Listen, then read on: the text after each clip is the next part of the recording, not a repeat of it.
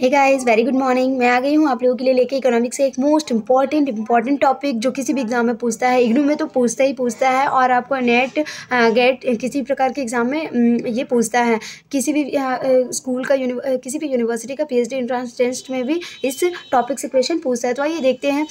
यहाँ पे IMF का कार्यकरण, ठीक है। तो IMF ने विश्व आर्थिक परिस्थितियों में समय समय पर हो रहे परिवर्तनों के अनुसार अपनी पूंजी के कोटे, उधार देने की प्रक्रिया, विनिमय दर और अन्य नीतियों में संशोधन किए। इनका संक्षिप्त विवरण नीचे दिया गया है।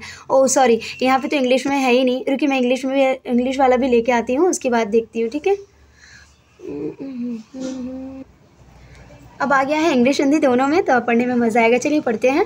तो हम यहाँ तक देखे थे, IMF ने विश्व आर्थिक परिस्थितियों में समय समय पर जो भी हो रहे थे परिवर्तन, उनके अनुसार अपनी पूंजी कोटे, उधार देने की प्रक्रिया और विनिमय दरों, अन्य नीतियों में संशोधन किए। इनका संक्षिप्त विवरण नीचे दिया गया है, ठीक है।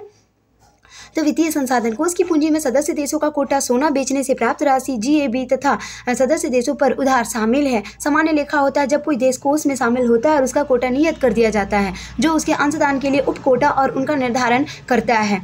कोष के सदस्यों के आवंटित कोटे के आधार पर कोर मताधिकार और निकासी अधिकारों को निर्धारित करता है। जब IMF बनाया गया था तब प्रत्येक देश सदस्य के लिए आवश्यक पाही अपने कोटे का 25% स्वर्ण के रूप में रखे। कितने प्रतिशत रखते थे वो अपने कोटे का? 25% रखते थे, जिसे 1978 में समाप्त कर दिया गया। कब समाप्त कर दिया गया इसको भी आप याद रखिएगा। 1978 में कोटे की जो 25% की कंडीशन थी उसे खत्म कर दिया गया था। अब यह अंतर्राष्ट्रीय रिजर्व परिसंपत्तियों की व्यवस्था जाता है। कोटा का शेष 75% भाग देश की अपनी करेंसी में अदा किया जाता है। फिर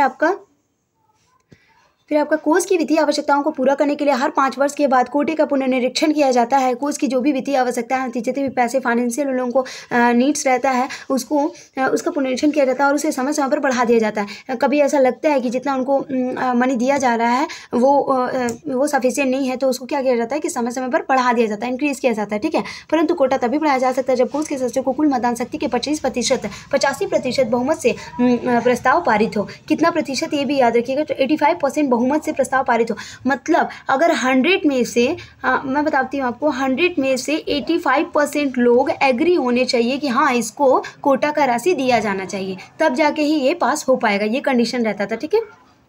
तो फिर यहाँ पर बोला, जब मार्च 1947 में कोष ने कार्य शुरू किया तब कुल कोटे $7.6 बिलियन थे, जो 30 अप्रैल 1994 को कोटा के दास्ते सामान्य पुनरीक्षण को बढ़ाकर SDR 146 बिलियन SDR कब बढ़ाया गया था? SDR 30 अप्रैल 1994 को कोटा के दस्ते का सामान्य पुनरीक्षण जनरल रिव्यू ऑफ कोटा तक बढ़ाकर SDR कर दिया गया था। कितना?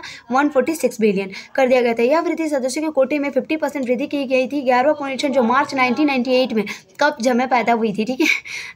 ये याद रखने की एक ट्रिक है, आप इसको ऐसे भी याद रख सकते हैं जितनी भी ईस्वी है, कब क्या हुआ था।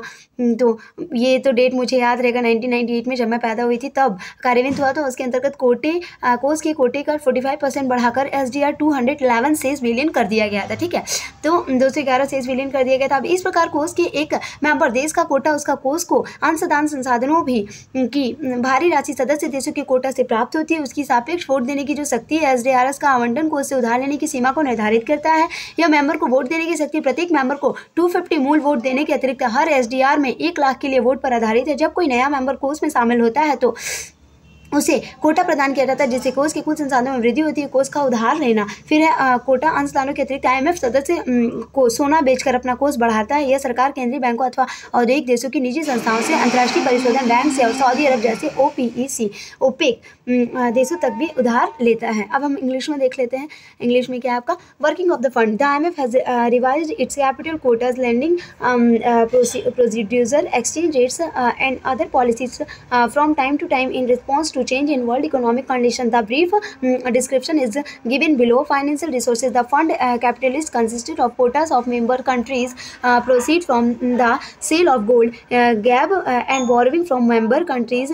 There is general accounting. When a country joins the fund, its quota is fixed, which determine the sub quota for its contribution and their fixation. The core voting rights and withdrawal rights based on the allocated quota of the funds members determines when the IMF was created. Each member was required to hold 25% of its quota is in gold, which was abolished in 1978. Now it goes to the International Reserve Assist system. The remaining 75% of the quota is paid in the country own currency. The quota is revised after every 5 years and increased from time to time meet the financial requirement of the fund, but the quota can be increased only if the proposal is passed by majority of 85% of the total voting power of the members of the fund.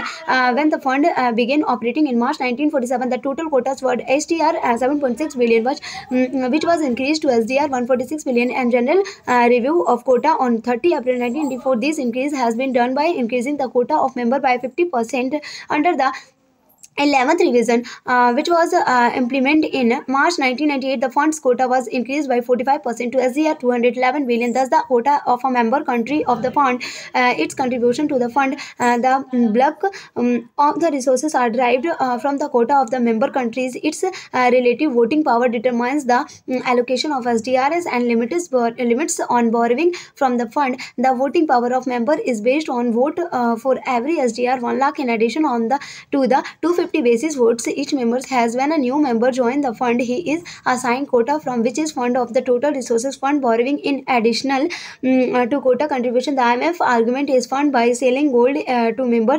It also borrowing for government, central banks, or private entities of industrialized countries. The International Bank of Refuse and Open OPEC countries such as Saudi Arabia. Thank you. अगर video अच्छी लगी तो please like और subscribe my channel guys. Thank you.